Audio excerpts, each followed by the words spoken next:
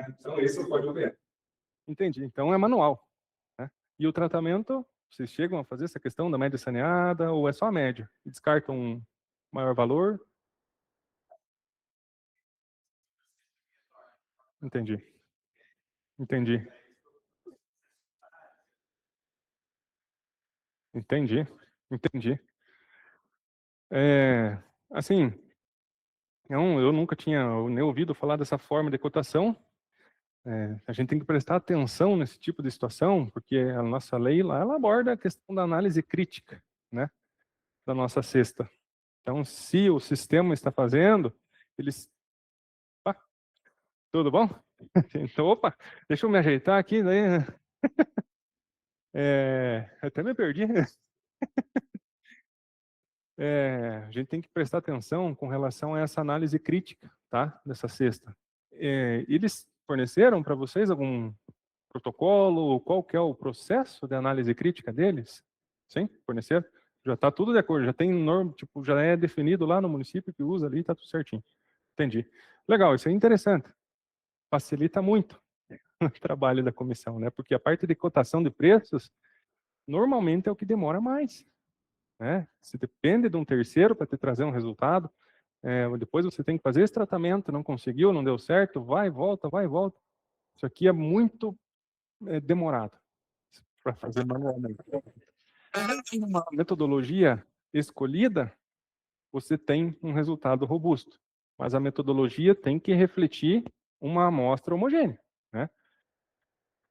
Quando que eu posso usar a média com segurança? De fato, quando eu faço esse tratamento de saneamento de dados, eu removo aquilo que está acima ou muito abaixo em relação ao meu coeficiente de variação. Quando que eu uso a mediana? A mediana, às vezes, ela evita todo esse trabalho, né? Ela coloca, ela por si só já remove os extremos, que ela tem uma tendência central, né? Então, muitos municípios acabam nem adotando a média com esse tratamento complexo por conta da adoção da mediana. Porém, a mediana com pouca amostragem é mais complicada, né? Ela tende a trazer um valor que não é tão aproximado, né? Pois nós podemos fazer um teste. Tem um sisteminha ali que ele calcula ou com a mediana ou com a média. A gente vê a diferença, tá? Ver o que reflete num melhor resultado, tá bom? Então, para o município de vocês, lá para a equipe de apoio, ou para a área técnica que faz a pesquisa de preço, exigir uma cesta de preço, um tratamento estatístico adequado, que vocês justifiquem, né? Normalmente a lei pede a mediana ou a média e a justificativa da escolha do tratamento estatístico, tá? Então justifiquem lá no ETP. No TR não precisa, você só vai definir. Justifiquem lá no seu ETP a escolha daquele tratamento estatístico, tá bom? Isso pensando na segurança jurídica também, né, do seu processo. Jurisprudência, lá no seu acórdão 247, do relator Walton, é pacífica no sentido de que a pesquisa de preços para elaboração do orçamento, estimativa da licitação, não deve restringir-se a cotações realizadas com potenciais fornecedores, uma vez que, para atender ao disposto nas normas, as compras públicas devem balizar-se pelos preços praticados no âmbito da administração pública, tá? Então, tem acórdão sobre isso aqui, né? Se o município de vocês ainda faz só com cotação de fornecedor, revejam essa situação, tá? É um acórdão bem completo, bem grande, tem muito conteúdo nele. Se vocês quiserem dar uma olhadinha, é interessante, tá? Como funciona, né, a questão dessa média saneada? Nós temos uma divisão das amostras com relação ao preço. Fornecedor, PNCP, tem gente que usa muito mais de um orçamento do PNCP, então a gente simplesmente remove aquilo que está fora da nossa faixa de preços aceitável. Isso aqui seria o nosso coeficiente de variação, tá? Tudo que está fora, a gente remove para que a gente tenha essa margem aqui, tá?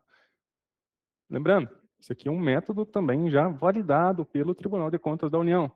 Então, se vocês usam só a média, olhem com bons olhos para esse método que relaciona o coeficiente de variação, tá?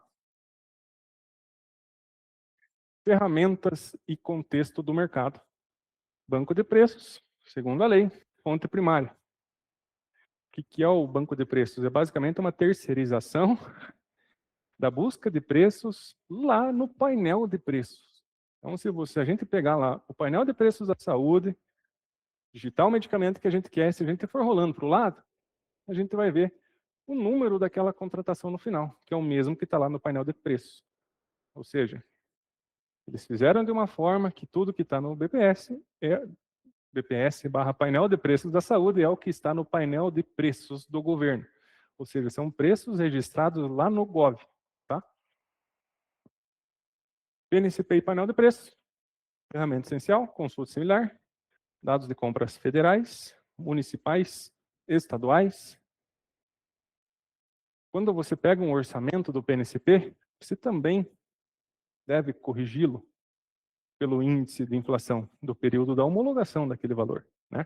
Então, se você pega lá um orçamento do PNCP, hoje, R$3, mas aquele orçamento pode ter sido lá de agosto do ano passado. Né? Corrija esse valor, né? Para você ter o mais fiel possível aquela amostra. Tá? Corrijam de acordo com o índice que a normativa do município de vocês coloca. Tá? Nós temos muita oscilação de preço. Então, vamos focar de 3, no máximo 12 meses, a depender do quanto demora o processo de vocês entre a pesquisa de preços e a homologação.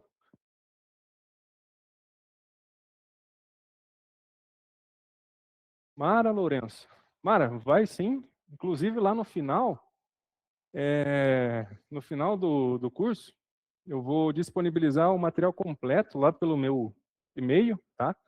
Se vocês puderem me passar o e-mail de vocês, o endereço de vocês, eu posso compartilhar tudo pelo Drive, inclusive outros materiais, tá? A respeito desse assunto.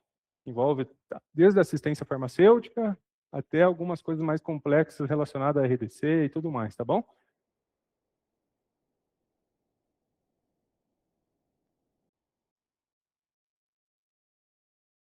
Bom dia. Qual seria uma porcentagem de diferença aplicável para identificar preços muito acima barra muito abaixo?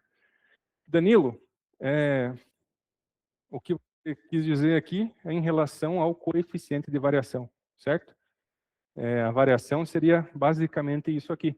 Né? Você definir um valor em percentual para tratar a sua amostra. Né? Então, o Tribunal de Contas da União, ele coloca como 25% um dado ideal. Só que isso aqui é um dado estatístico. Né? Isso aqui tem que ter uma validação pública sobre isso. Quem elaborou todo aquele documento, colocando como coeficiente de variação 25%, uma métrica ideal, provavelmente ele deve ter validado essa forma de alguma maneira. Tá? Então, você pode definir 30%, como você usou no teu exemplo. Mas o que o Tribunal de Contas coloca no seu material é a questão do 25%, tá?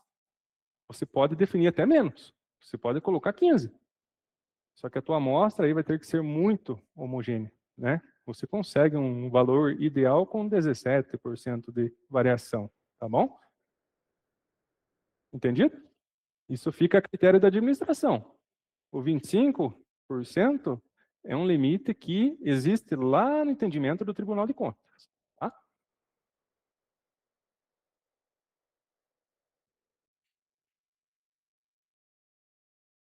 Beleza? Então, vamos lá. Entenderam, pessoal? Vocês podem definir até menos. Tá? Podem colocar lá o coeficiente de variação de vocês 5%. Só que a amostra tem que estar muito fiel. Tá? Às vezes você consegue 5% quando você tem 3 amostras e elas estão na casa dos centavos. Isso é mais difícil. Então vamos lá. Opa!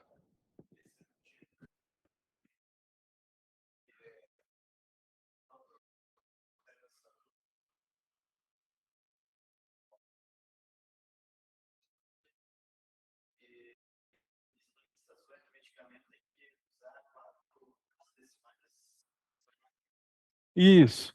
Esse é um parâmetro que fica a critério da administração, mas é recomendado, porque você vai adquirir um item que a unidade pode chegar à casa de 1 milhão.